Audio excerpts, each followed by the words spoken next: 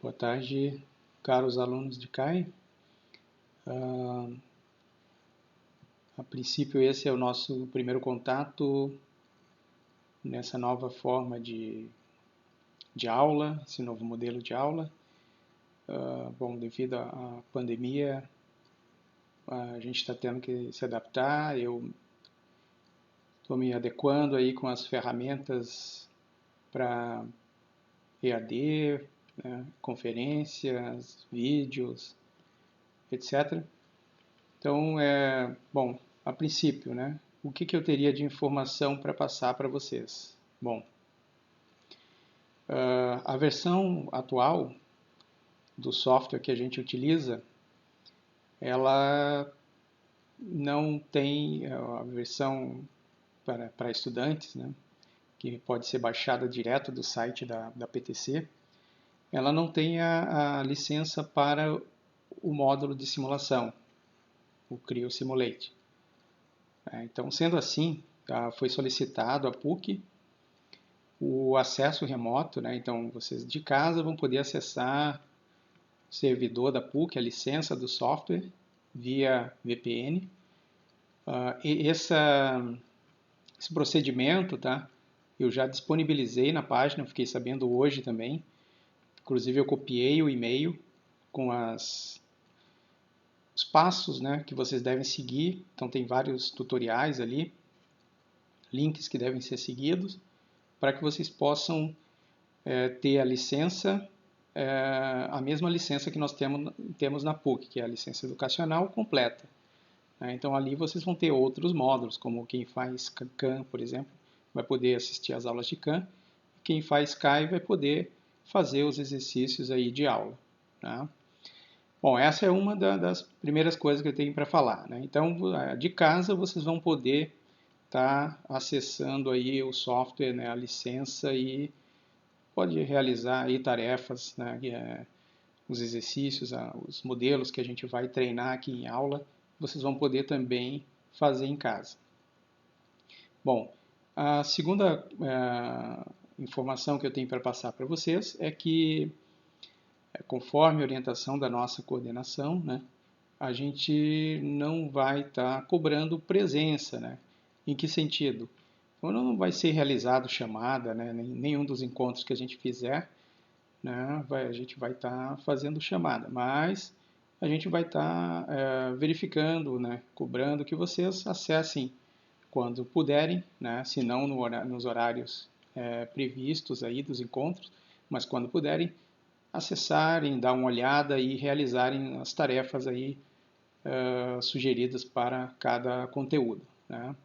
Os conteúdos que a gente disponibilizar online, tá? Depois eles vão ficar nesse formato online. A gente, mesmo retornando daqui a 2, 3 semanas as aulas presenciais, né? Esses conteúdos já vão ter sido dados, né? Então eu vou lançar como dados, embora não cobre a presença, e vocês vão estar, a gente vai estar seguindo, né, o conteúdo de aula a partir daí, né? Os presenciais vão ser a partir da última aula online. Tá? Então, eu vou poder ser contactado, né? As turmas, em geral, estão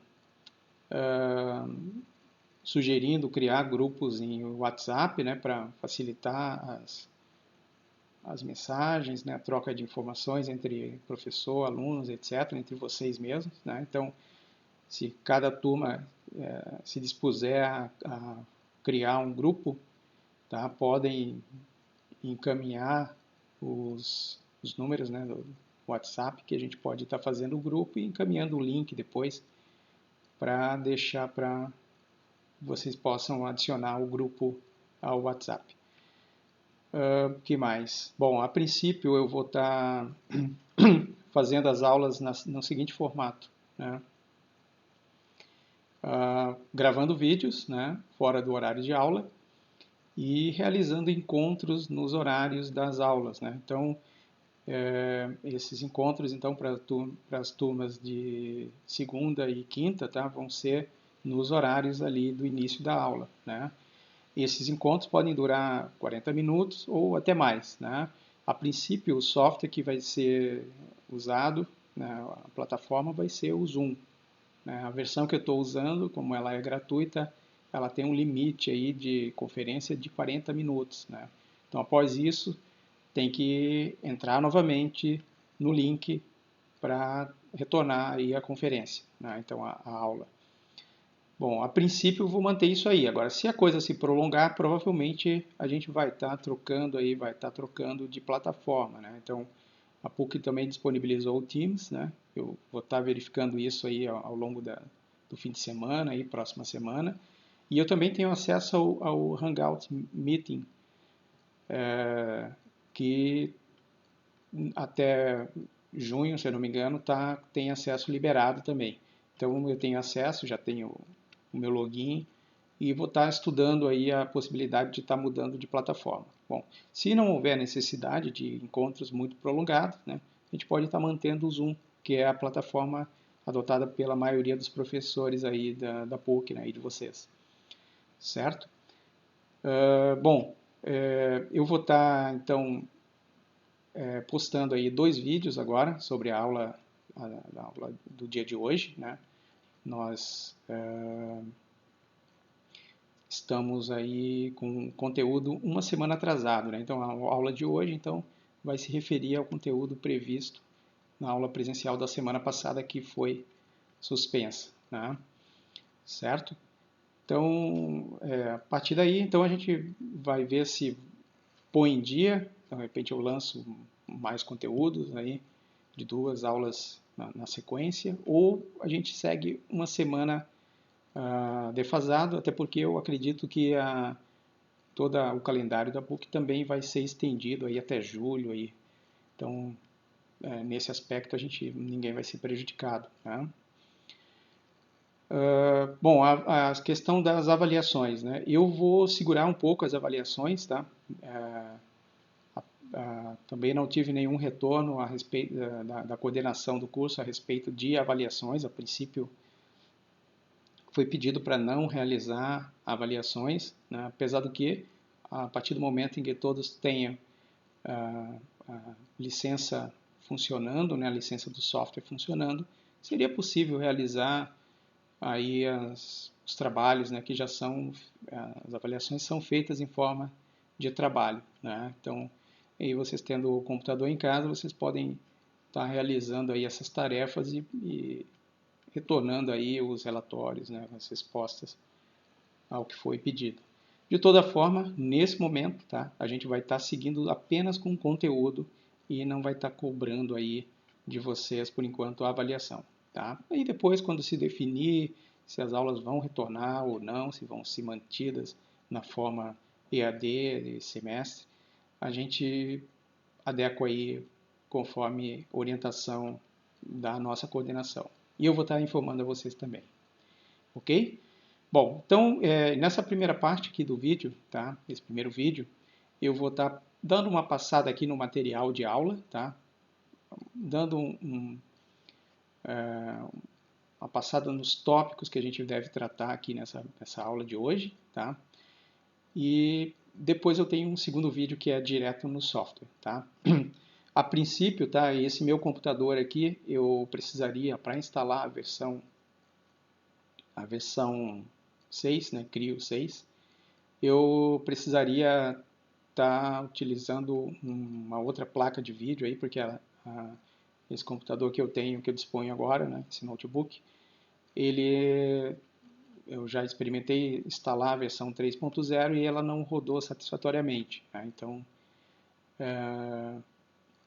por conta de falta de capacidade de vídeo, da placa de vídeo. Né? Então, a princípio, eu tenho nesse micro, tá, a versão Pro Engineer e rodando o Mecânica, né, Pro Mecânica como módulo de simulação. O layout muda um pouco, tá? Mas a princípio eu vou estar realizando essa primeira aula aqui e vou tentar trabalhar com outro computador que eu tenho aqui em casa, instalando a versão 6.0, assim como vocês, e caso ela venha a rodar satisfatoriamente, para as aulas, então eu vou migrar depois para o Creo 6.0, ok? Bom, nessa aula de hoje, nós vamos estar tratando das idealizações, né? O que são as idealizações, né? Bom, a princípio, qualquer modelo, nós já realizamos o primeiro modelo, já fizemos o nosso primeiro modelo em aula, né? Então, a princípio,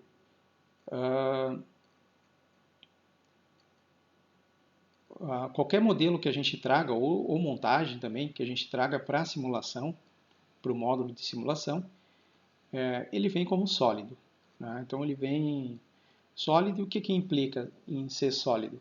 Que todos os elementos, né? Os elementos são aqueles elementos, aquela malha que a gente vê, né, em forma de triângulo, a gente vê triângulos ali, mas na verdade é em forma de tetra, uma pirâmidezinha. Pode ser também outros formatos, hexa, cunha, etc. Mas a princípio são elementos sólidos, né? Então elementos tridimensionais, né? Porém, esses elementos tridimensionais nem sempre são suficientes ou são adequados para representar determinadas geometrias da peça, né? Por exemplo, um vaso de pressão que tem paredes muito finas, né? Seria bastante errado, tá? Realizar uma simulação, os resultados vão ser fora da realidade, né? Realizar uma simulação de uma parede fina usando elementos sólidos, tá? O software vai encher as paredes ali com elementos 3D. Porém, a melhor representação desse tipo de estrutura seria por elementos planos, elementos 2D. Os elementos 2D são na forma de triângulo ou retângulo. Então, a gente pode informar então ao software que aquela parede fina vai ser representada por triângulos ou retângulos, elementos 2D, chamados de elementos de casca, ou shell, né, o termo em inglês, né? Acredito que agora a versão nova está em português, então provavelmente vocês vão ver lá a casca, né, em vez de shell. Certo? Outro exemplo, uma mola, né? Imagina uma helicoide ali, a gente pode criar uma helicoide, né? Faz por helical sweep e modela e vai ter uma mola 3D. Porém, encher essa mola de elementos 3D não é a maneira correta de simular.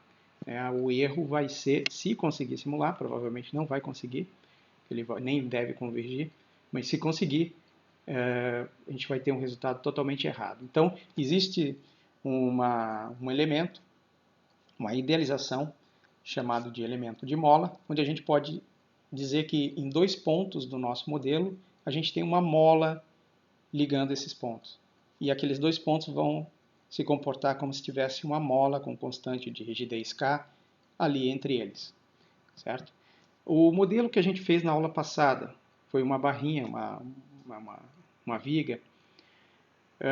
Essa viga, ela pode ser representada, né, por um elemento de viga, né? Então, desde que ela tenha o comprimento muito maior do que as dimensões da seção transversal, esse elemento, essa estrutura vai se comportar como uma viga. E a gente pode, então, estar representando melhor por elemento de viga, né? Então, seria basicamente isso, né? Existem outras idealizações, a gente pode, por exemplo, colocar uma trinca numa peça, né? A gente pode também colocar pesos em determinados pontos da peça sem precisar modelar nada ali. Então a gente pode indicar pontos ali de apoio e dizer que ali tem um determinado peso, uma determinada massa apoiado ali. Isso são idealizações, tá? Eu não vou percorrer mais aqui o polígrafo, tá? Eu vou passar diretamente para o software no próximo vídeo e eu vou estar, então, construindo o modelo de aula. Eu vou estar, então, passando por esses menus, explicando melhor para vocês, diretamente no software.